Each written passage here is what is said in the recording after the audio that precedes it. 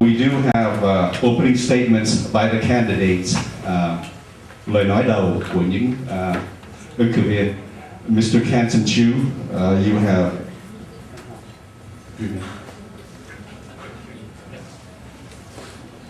Oh, we flip. Okay, to be fair, để cho nó công bằng, we are going to flip a coin. You trust me to flip? You trust me to I'm a flipper, okay. I will let Cans. Well, would you reserve? Please. Who will call? Who will call? Okay, call it. It's tails. Kêu đầu, đầu cái là mặt mà đuôi tail. I believe Mr. Sabic gets to go first if you wish. Perfect. I will go first. Thank you. Good afternoon. My name is Rafael Sabic. I'm a candidate for City Council for District 4. And before I start, I'd like to give you a little bit of my background. I'm one of 8 children. Actually, the first to be born here in the city of San Jose. My parents immigrated to the United States from escaping from the former communist country of Yugoslavia. And the reasons why they actually settled here in the United States in the city of San Jose is they were looking for economic and political freedom. They were also looking for a safe city to raise their family in and to offer their children the best possible education. And that's what I actually received here. My siblings have received as well, living here in San Jose. As the next city council person, I think it's really important that I will be focusing on the following, which is pension reform. I do support Measure B. If you look at where our pension costs are out of control, from 10 years ago it was at $75 million. In today's fiscal year, we're at $245 million. That's over 20% that's dedicated from our general fund that goes to pension cost, which means that services back out to the community are going to be taken away. So it's priority number 1. Second is economic growth and development. You look at Berryessa, in North San Jose and Alviso, there's the right type of growth. We have to make sure we look at the growth potential in regards to residential, commercial, industrial, to bring those all together to deliver K-8 schools, parks, and libraries all together. Thirdly, we're looking at public safety, the definition of public safety. Everybody talks about one item of public safety, but it should be expanded. We have to ensure that we stop the cuts to our police and fire departments. We have to make sure we don't have blackout days for our libraries. We have to make sure that our libraries are fully staffed. In regards to our community centers, we have to make sure our community centers are open for our communities. And lastly, we have to make sure that for our anti-gang and anti-graffiti services, that those are reinstated as priorities with the city of San Jose. So it comes down to making sure we have the services back out to the communities and business owners, not only of District 4, but all the city of San Jose. And lastly, when I become councilman for District 4, my focus will be to invite more individuals to be a part of the political process and understanding the issues that are affecting District 4 and in the city of San Jose. Right now, we have 8 organized neighborhood groups only. And what we need to do is double that amount. People need to be informed of what's happening in District 4 and in the city, and we have to make them a part of the political process so together we can make great things happen for District 4 and the city of San Jose. Thank you. Thank you, Mr. Sabic. Thank you, Stephen. First of all, it's really nice to be back here again.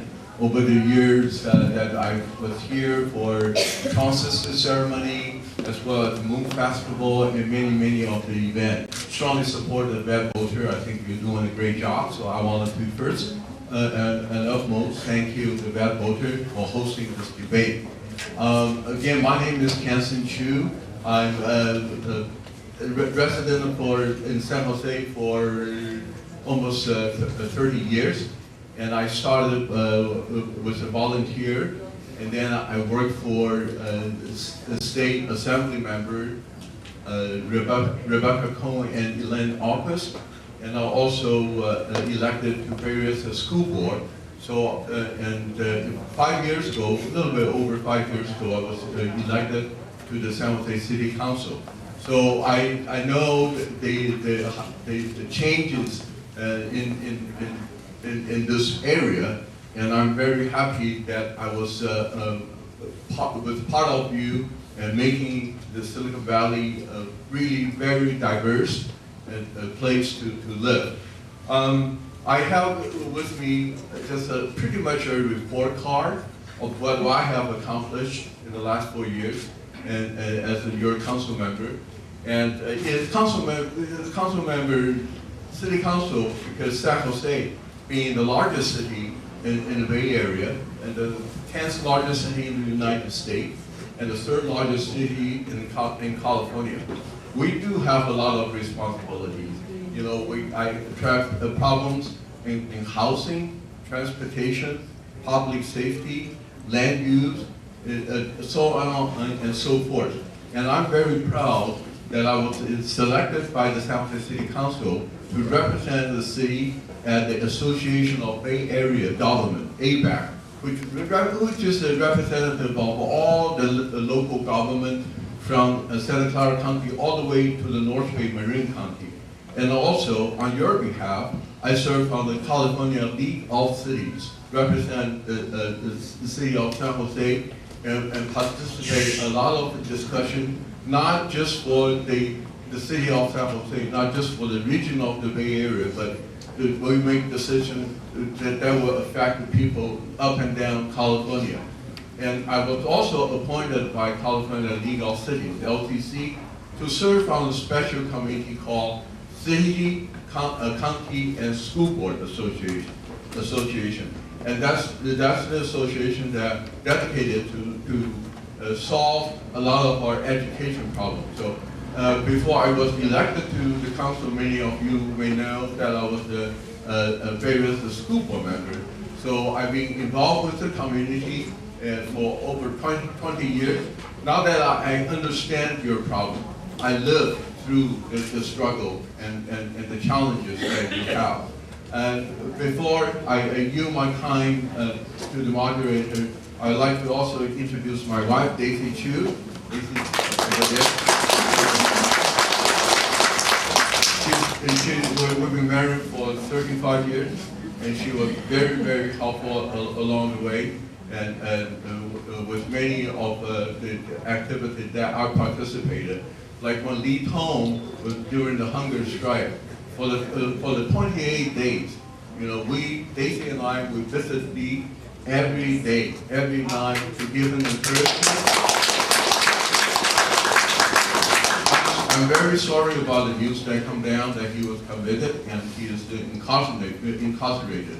I have already made contact with Sheriff Laura Smith, and Daisy and I will go visit him next week. So if you have any message you want me to pass on to Lee Tong, please talk to me afterward. Yeah. And thank you very much. I'm also endorsed by Congresswoman Bill Locker and our county supervisor Dave Cotesi, and also bipartisan support from our mayor Milpitas Jose Estevez. Thank you very much for having me.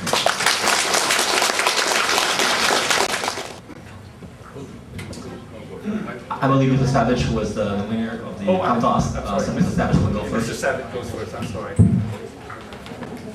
In regards to the passing of Measure B and the implementation of it, I'm going to go back and say that it's absolutely imperative that we do, that we actually get behind this in regards to what the costs are, in regards to pension costs on a yearly basis. Again, this fiscal year with the $245 million, and that represents over 20% of the general fund. Again, if we do not have pension reform by the passing of Measure B and the whole items of Measure B, that's necessarily going to mean that we're going to have items cut in regards to services back out to our communities. When is that going to be implemented? I would tell you on June 6th, because my goal is, and I think that we're going to see that actually happen on June 5th, it's going to pass, and then we can start as a city, looking to where we're at and what we need to do in regards to implementing it to get things in line, again, to be able to deliver core community services. Again, no cuts to police and the fire departments, having our libraries open with any blackout dates and having them fully staffed, having our community centers open for our communities, but again, doing what we need to do in regards to providing services back out to the community. Thank you. Thank you very much, Mr. Pan, for that question. I mean, the question coming out from the attorney, probably you have a better answer than I do. Because many of you may know that the Measure B is on the legal collision path. There's already 2 lawsuits filed against Measure B. I want to make it clear that I do believe that the pension needs to be modified. The word reform was not allowed to use in our ballot statement because of the lawsuit. And it's a modification, not a reform. I do believe that the pension needs to be modified. It is high. It is high is because at 2001, after the 9/11, all of a sudden, people realize and recognize the sacrifice and the contribution of our police and fire. So they give very generous retirement to all of them. As you may remember, at 2001, the 9/11 happened, in less than 1 minute, the whole city of New York lost almost half of their firefighters. Where everybody is running out to the street, those firefighters are running into the fire, into the danger. So at that time, the leaders, not just the city of San Jose, but California and the nation, recognize the sacrifice and the services that the law enforcement, as well as our public safety personnel, have to endure. So they give them a very generous pension benefit. Based on what? How do they know that? Why would they give them? I mentioned the reason of their sacrifice. But those people look at the actuary data. They look at those financial people. They see the projection and say, well, we can afford it. At that time, they think they can afford it. That's why they give them the pension enhancement. And now we're making the decision on a Measure B based on the same information. You say, well, we cannot afford it. We might not be able to afford it, but we should take a moderate step to trim down the benefit instead of just going, either my way or no way. I do support pension modifications, but in a much more moderated way. It's like when my son needs a car, I do believe that I will get him a car. I do believe he needs a car. Whether we get him a Cadillac or we get him a little Honda is the question. And if the Measure B passes, my estimate for the implementation is probably 3 years before we'll be able to implement the Measure B because of the lawsuit. The city, if you don't know, have allocated $6 million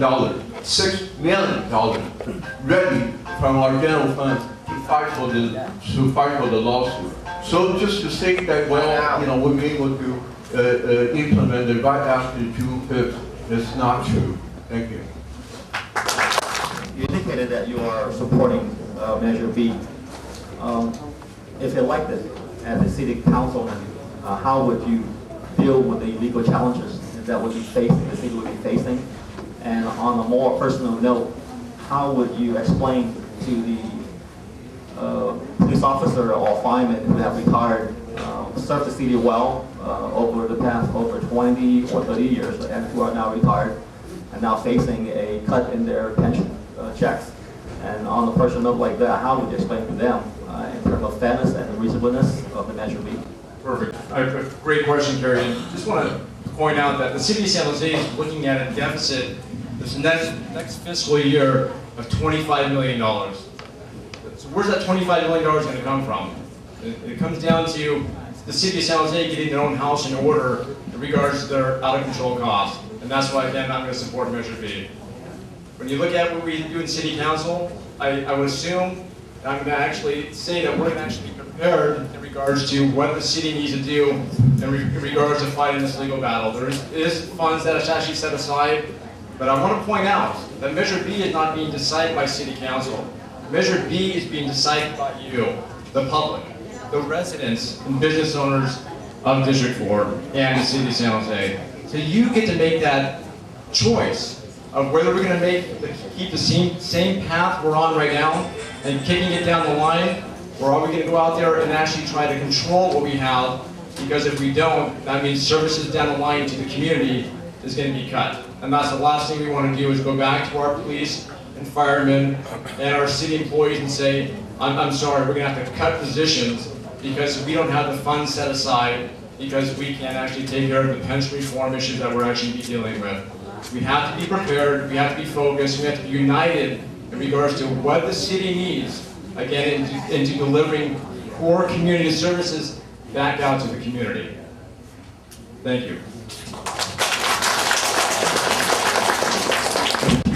Well, thank you very much. I also wanted to take this opportunity to thank so many press members here.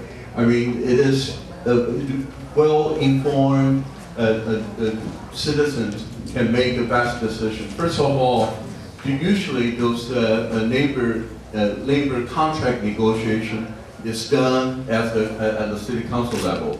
We elected council member, we elected supervisor, we elected state legislator to entrust them to represent a different constituent, to have a different voice, to make those difficult decisions. Pension is a very, very difficult, very, very complicated decision. The document that we have a chance to review in our closed session is 27 pages long. It has many, many different parts to affecting the retirees' benefit as well as our current employees' benefit. So I just wanted to bring that up because again, thanks to Beth Bolter and thanks to press, to be able to educate to our voter, what is the best for them. Do you know that San Jose has passed a Measure W? Anybody know what Measure W is? Okay. Measure W allowed us, the city council, to start a second tier of pension for the new hire. That was passed in 2010. And up to today as we speak, San Jose, after 18 months, we don't have a second tier. We don't have a pension plan for those people that we're hiring. And we have 455 openings in the city of San Jose. We're having a hard time to fill this position. Why? Because when you apply for the job, only answer we can give them is, well, we don't know what your compensation package looks like. And that's the problem we're facing. And this measure, if we take it to the court, it might take 3 to 4 years for the court to come down with a decision. And during that 3 to 4 years, our hands are tied. There's nothing we can do as a city council member to really address the budget issue. So thank you very much.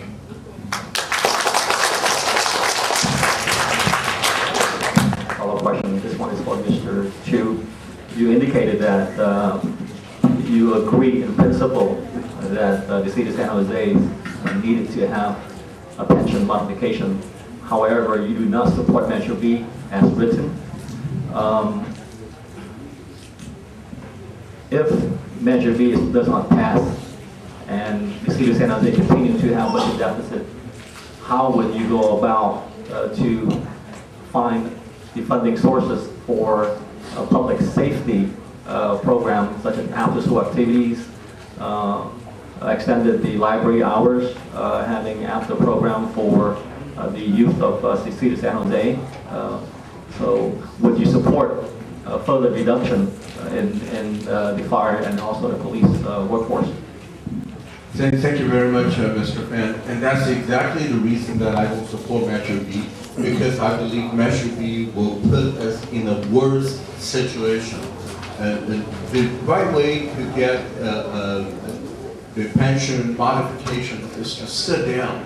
I believe that I very believe in collaborative, working, bring consensus with our labor union, with our San Jose city workers to come out, to bring them to the table, to come out with a solution that benefits the resident.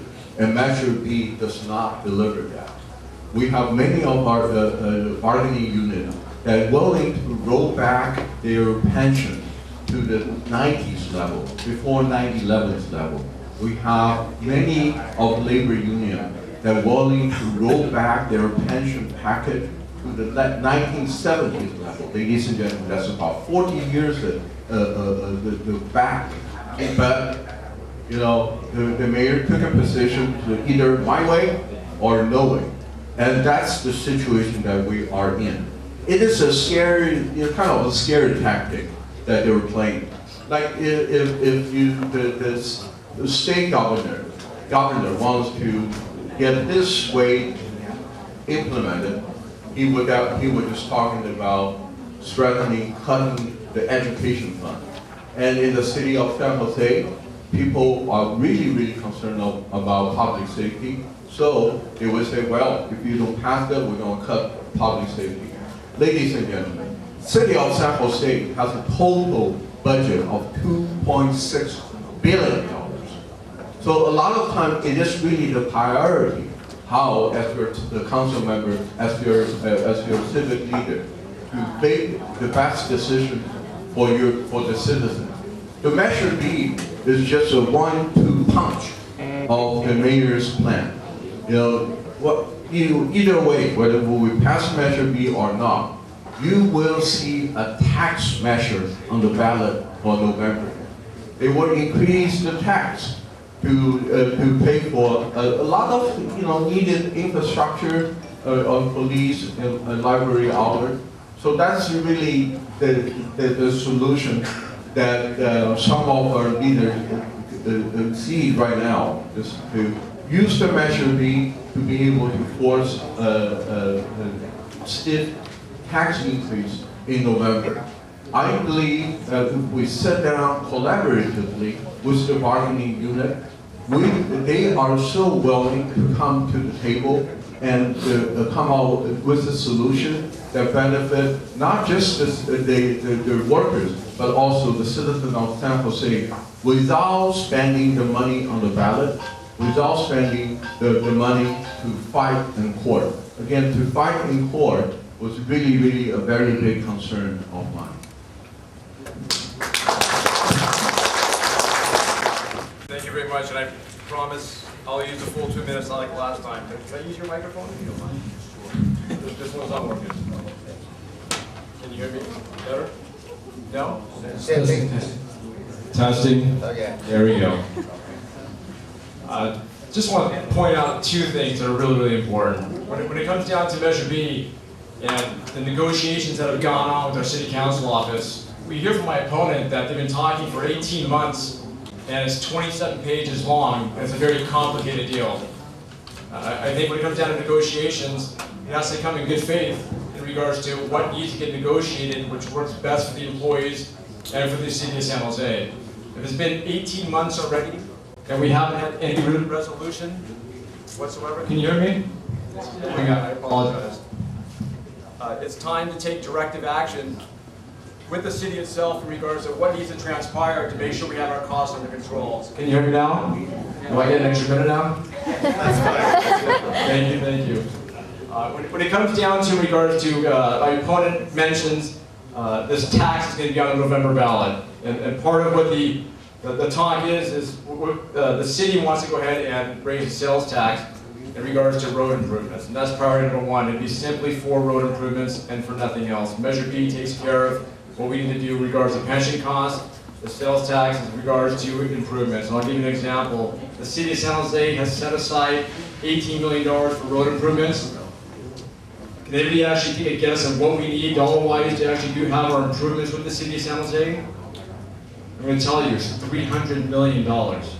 That's our shortfall with the city of San Jose. There's certain parts of the city that have improvements. I live in District 4. They're not working on our roads. We need that infrastructure in District 4 and other parts of the city of San Jose. We need that taken care of in regards to helping out the residents and business owners, but it starts with Measure B. It starts in regards to controlling our costs to offer the services back out to our communities. Thank you. Okay, the next person to pose the question is Li Feng, our PhD from Stanford Physics. Quite impressive. And she will pose the question to Mr. Chu because Mr. Sabic took the first question already, and Mr. Chu will have 3 minutes to answer. Tiến sĩ Lê Phương sẽ đặt câu hỏi cho ông Kenson Chu và ông Kenson Chu sẽ có 3 phút để mà trả lời. Thank you. Pension modification or reform is an endless discussion, so we're gonna move on to a different topic, which is the minimum wage. So despite pressure by low-income workers and college students and their supporters to adopt a $10 minimum wage ordinance, the San Jose City Council, a week ago have agreed to let the voters to decide these thorny issues in November election, giving the residents and business owners more time to weigh in. My question is, what is your position in these issues and why? And I would like to ask this question to both, but start with Mr. Kenson Chu first, and then after that, we need Mr. Sabic. Thank you. Thank you, Dr. Mifong, for the good question. I support minimum wage. I think this is, we're living in the heart of Silicon Valley. We have a very, very high cost of living in here. If we were somewhere in the Central Valley, maybe $8 an hour can sustain a family. But figure that, $10 an hour, 40 hours a week, and your annual earning is about what, $20,000. How can anybody live in this valley with only $20,000 income? We have a lot of working poor that they put in more than 40 hours every week, but they still cannot afford a decent meal, or they still have to choose between use their money for food or their kids' education or their medicine. So I do support a minimum wage. And those wage earners, if they can bring home more money, guess what will happen? They will spend it locally. They will put all the money back to our economy. That will create, increase our sales tax and create a better economic situation for our local region. So I do support the minimum wage. What happened there is that the law says if you can collect enough signature, okay, and you can present it to the city, we have two choices. Either we say, wow, you got enough signature, you have a lot of people agree with you that we should increase the minimum wage. Then we can say, okay, we have an ordinance. The city council can put the law in place to say, okay, we will increase the minimum wage. Or the other choice is, okay, let's see, let's not making the decision. Let's put it on the ballot. And putting it on the ballot will cost the city about $800,000 to put it on the ballot. It's not cheap because you have to print all those materials and mail it to the voters, and then you have to have the registered voter to monitor that vote. It costs a lot of money to put it on the ballot. I believe that we should, have the courage to say yes, since we have collected enough signature that over the threshold of the law requires, we should have the courage to say implement a higher minimum wage instead of spending another $850,000 on another ballot measure for the voter to decide. Thank you.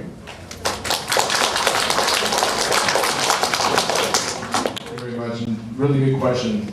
I'm in full support of the minimum wage increase to $10 an hour. It's worked in the city of San Francisco, and then the argument has always been our business is going to shut down, or the cost can be passed on to the consumers. And it's actually worked in San Francisco. It's going to work here in San Jose, because when I look at the city of San Jose and Silicon Valley as a whole, it's a very expensive place to live. I mean, home prices are increasing.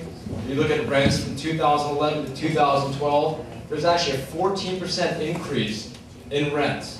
So when you're actually paying more to those, there's a lot less you can actually spend for the funds you have to spend out in the city itself. That, again, if you buy locally, you're going to be able to actually go ahead and spend locally, and the city benefits as a whole.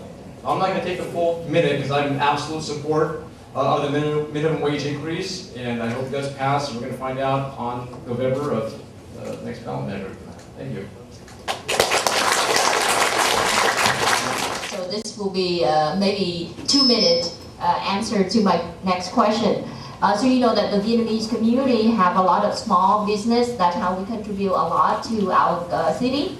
So if this passes, it could impact them a lot. So what would you say to a small business owner who say, you know, right now the economy is still recovering. We're not fully recovered yet. So his revenue can only afford to pay, say, 4 employees currently. If it increased with $10 from $8, now he can only afford, say, 3.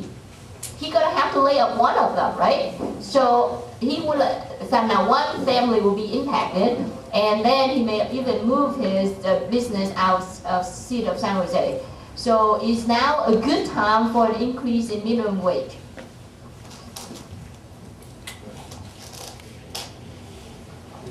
You know, I was a small business owner. I have a Chinese restaurant and with my wife Daisy for more than 10, 15 years. And I'm very proud to say that we pay the minimum wage. Actually, we pay the prevailing wage, which is about $12 an hour, $15 an hour, and to our employee. And I believe that was a good decision because we've been able to survive with paying a higher rate, and we'll be able to retain a real good workers. We had our up and down in our business, and I told you, one of the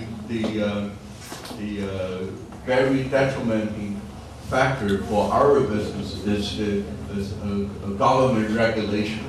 You know, so I think there's a way that we'll be able to streamline our business application to provide some incentive to our small businesses and to provide some classes and education and to help them to succeed instead of just keep asking them to squeeze on the lowest wage earner. Like I say, we're in the heart of Silicon Valley.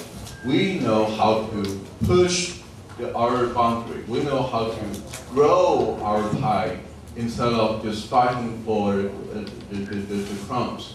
So I know there may be some impact to some of the small business owners, but I encourage you to maybe contact my office. Like when Bart coming down to San Jose, it's going to take over the San Jose flea market in my district, Barrios Road.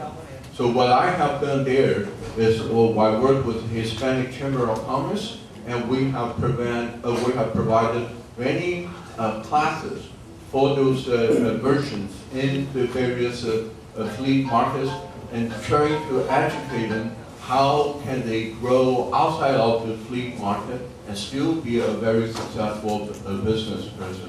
Like Rafael mentioned, many of the city has already had a higher minimum wage, and the studies show that really very, very small or no impact to their small businesses. David, we have 2 minutes as well. I just want to say that it's actually good that as much as me and Canson actually disagree on a lot of issues, that's one issue we actually agree upon. And it's never an easy issue to talk about because when you're small business owners, there's costs associated to that. But that's one step I think we need to take in regards to making sure that individuals have that right to earn as much as they possibly can by having a minimum wage at $10 an hour. Now, when it comes down to what we need to do as a city, it is important that we actually look and focus on making sure we have things in place in regards to our residents, in regards to business owners who want to expand their business. One thing that we do in the city of San Jose is we have an ambassador program. We streamline the process, but we also need to have businesses come here in San Jose because San Jose has turned into a housing community for the rest of Silicon Valley. We have to get away from that. We have to bring industry here and make it collectively all together to make the city of San Jose very, very strong. So as your next city council person, that's one thing I'm going to promote tremendously is what we can do to actually bring businesses here, what we can do to regards to helping out business owners affected by this minimum wage increase, if there is an effect, is by us shopping local. Us supporting our local business owners, shop in our neighborhoods, shop in our communities. You don't have to shop outside the city of San Jose. Let's shop within and let's support together, and we'll make this an easy transition. Thank you. Good afternoon, everyone, and good afternoon, candidates. Best wishes to all of you, and I hope that whoever come out a winner in June will find a way to equip the center with better sounding. You agree? And my question will be very short, no follow-up question, very straight to right. But this is a concern that I heard again and again within our Vietnamese community, also from our listener. As you might as well know, that San Jose City has 100,000 Vietnamese American currently living in this city for the last 37 years. Do you know if there is a place in San Jose that is currently designed for the Vietnamese American activities such as heritage bonding, cultural activities, language classes? As a council member, would you support the forming of the Vietnamese American Community Center in your district? This is for Mr. Sabic. Yeah, I believe it's his turn. Now, if I could just repeat the question, is about having a Vietnamese community center within District 4. Yes, sir. I would absolutely agree to that. And I think that we need to support not just the Vietnamese community, but all communities, because we all come here from a different background. My parents, again, coming back from escaping from the former communist country of Yugoslavia, we all have come here for a reason to take advantage of the opportunities we have here and collectively work together as residents of the city of San Jose, Californians, and Americans. But to ask you a question, absolutely I would support, and I would invite everyone from all communities to join us all together as one, because that'd be a great thing for not just for District 4, but also for the city of San Jose. Thank you. Thank you for the question. Like I've been a community activist for 20 years, I really know the need and the desire of the Vietnamese community. I actually, in 1980s, when I was a young engineer at IBM, my office mate is a Vietnamese American by the name of Song Chu. At that time, he just graduated from UC Davis, and we both hired around in the same time at IBM. And he and some other IBM engineers seized the need of the influx of the Vietnamese community and the fact they are very well educated back home, but they need some skill to work in the United States. So some and another IBM, Bao Chu, another IBMer, they started an organization called the Vietnamese Voluntary Foundation, VIVO. And I'm very, very honored that to say that I served on the VIVO board until I got elected to the city council. I resigned from the VIVO board because there may be a conflict of interest, because I'm trying to get more resources to VIVO, and I don't want it to have the image of sitting on the board and getting money for the organization. So addressing the need of the Vietnamese American here, and I'm very proud to say ever since I got elected to the council, I will have at least one Vietnamese speaking staff member, and one of the young lady, Cassie Young, her parents was one of the beneficiaries of VIVO, and I do want to recognize two of my Vietnamese speaking staff members here, Ang Tran in the back, and Sheila No. Stand up, take a bow. All right. So please feel free to contact them. And I know I'm working with United Way on the 211 system. Right now, if you dial 211 for some assistance, it takes them too long to get the translator to help you out. And therefore, there's a group of young Vietnamese, they have their own 211 system trying to help give some assistance to those that English is a second language. But they came to me for help. I said, well, instead of getting the money for you to get the Vietnamese 211 together, I'm going to set up a meeting with the United Way with this group of the young Vietnamese people to improve the county's 211 system. So again, thank you very much for the question. Thank you. Yeah, one more question. Oh, one more question. Okay, go ahead. Very short. As you know that us Vietnamese American come to the U.S. as refugee, and it's estimated that 100,000 of us died during our journey seeking for freedom and democracy. Right now in Vietnam, the country to be violated grossly regarding human rights violation, imprisonment of patriotic songwriters, lawyers, and labor rights advocates. What is your stand on this issue, human rights in Vietnam?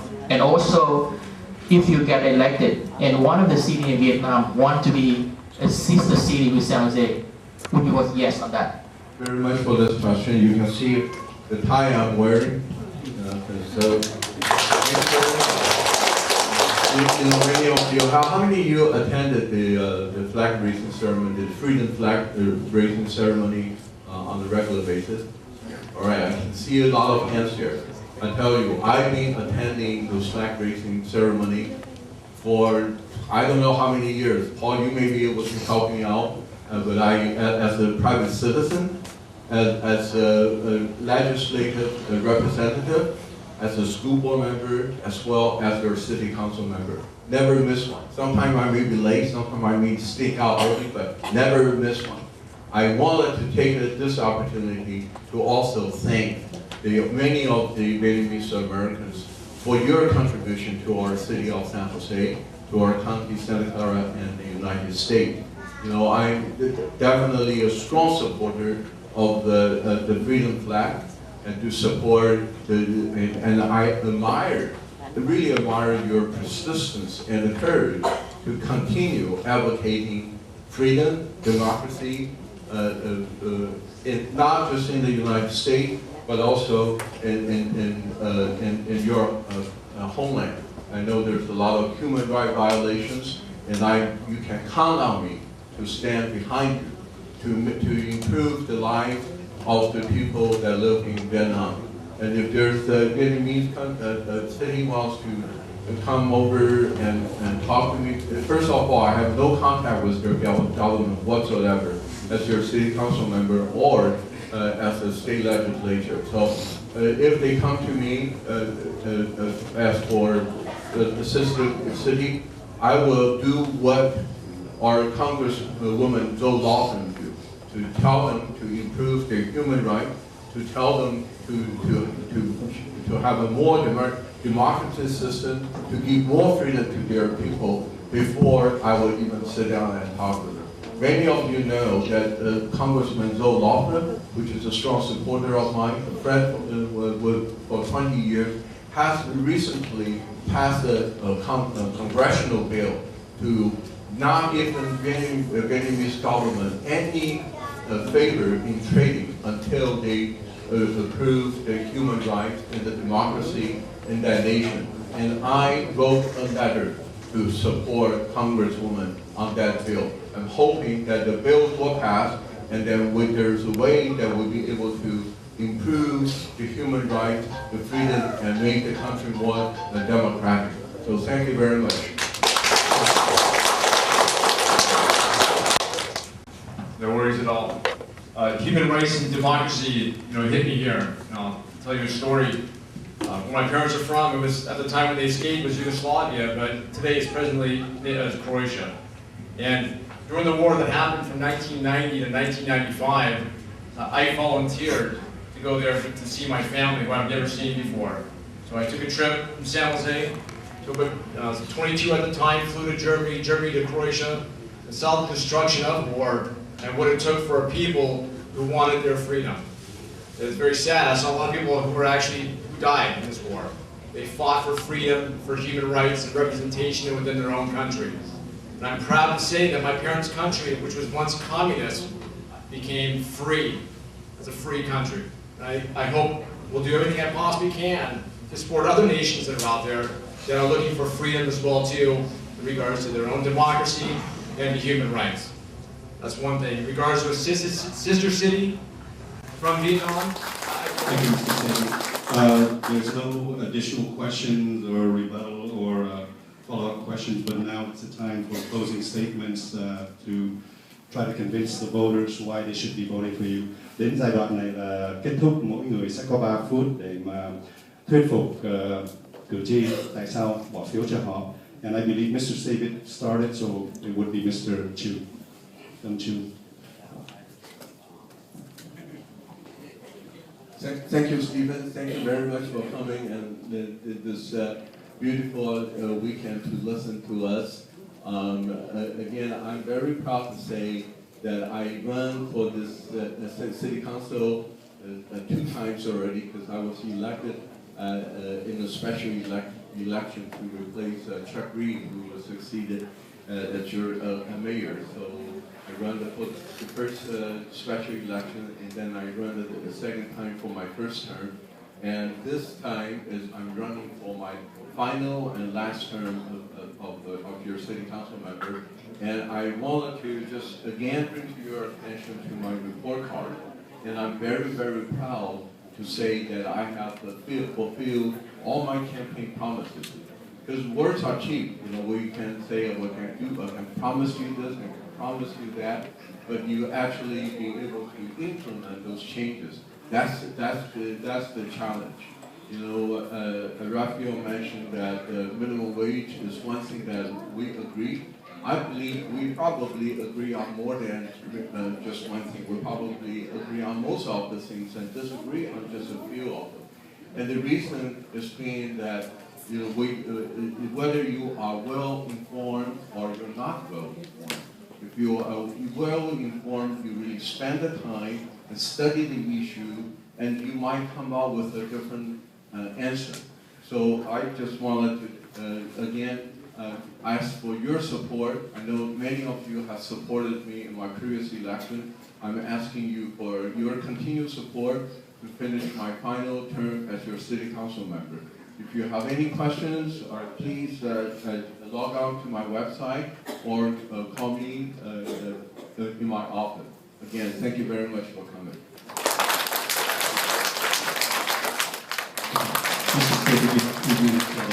Mr. Chu will be used to. Thank you very much. I've always wanted to do this. Can we stand up for 1 second? Just for 1 second. Because I want everybody to thank the person next to them for showing up today and being part of the democratic process for electing the next city council person for District 4. So if you turn to your left and your right and just say thank you, I appreciate it. I just want to say thank you. It's great that you guys actually have been here. This is fantastic. Thank you for coming. You can sit back down. Thank you very much. Thank you. Thank you, thank you. I can tell you this. Well, first and foremost, I want to thank you all for allowing me to speak to you today. It's an honor and a privilege, and thank you. And I want to say thank you to my family, who's been very supportive since day one of my campaign. My lovely wife, Teresa, and our children, Nick and Monica. Nick just graduated from Piedmont Hills High School. He's going off to college, so we're going to be seeing him off to his whole college career, so we're excited. We've been residents of District 4 since 2003. I've represented District 4 on the Neighborhoods Commission since 2008. There's 30 of us that are all from all 10 districts within the city that tackle issues on a monthly basis. We've tackled the budget issues. We've tackled the tree policy issues. We've talked about the police rotation recommendations in regards to taking it from 6 months to a year. We tackle issues that affect us all on a daily basis.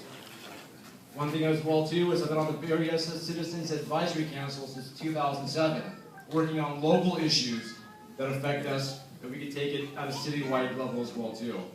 When it comes down to what I'm going to ask you for District 4 and for the residents of San Jose is, are you better off today than you were 6 years ago in regards to the leadership that we have? Can we do better? Can you be more informed in regards to the issues? You sure can. And that's why I would suggest looking at your candidates, studying your candidates, in voting for Rafael Sabic for your next city councilman for District 4. I will say one thing about the other opponent who did not show up today in regards to being here. It's very important to be here to express what you're all about and the character of the individual. That's what it's all about in regards to knowing if somebody actually has that understanding of what's needed to progress locally within District 4 and in the city. And I'm looking forward to those challenges. I think we have a great step and a great future ahead of us in District 4 in the city. And together, I promise together, working together, we'll make that happen. Thank you. Thank you, candidates Hanson Chu and Mr. Sabic. Follow up on what you mentioned about the third candidate. He was invited, but for whatever reason, personal or otherwise, he chose not to attend. Lời của Sabic cảm ơn, rất là vinh dự tôi có mặt ở đây. Tôi có vợ tôi có mặt ở đây và những đứa con của tôi cũng có mặt ở đây và tôi có một đứa sắp sửa vô đại học.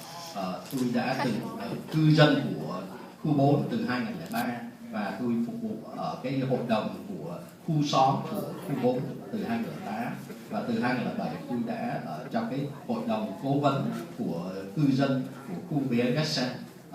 Câu hỏi của tôi đặt cho quý vị là bây giờ quý vị có khá hơn cách đây 6 năm hay không? Cái câu hỏi đó là trọng tâm của cái sự tranh cử của chúng tôi. Tôi xin quý vị bầu phiếu cho Rafael Sabic. Còn cái ứng cử viên mà không có mặt, cái điều đó quý vị cũng nên chú tâm tới. Tôi sẵn sàng đối phó với những cái khó khăn của khu 4 và của thành phố San Jose. Cảm ơn. Sorry, this involves continuous translation and all. It gets confusing at times, so it's, I apologize for that. But we do appreciate the time and effort that both of you showed up, Mr. Hanson Chu and Mr. Rafael Sabic, because your time is valuable. Both of you were convincing that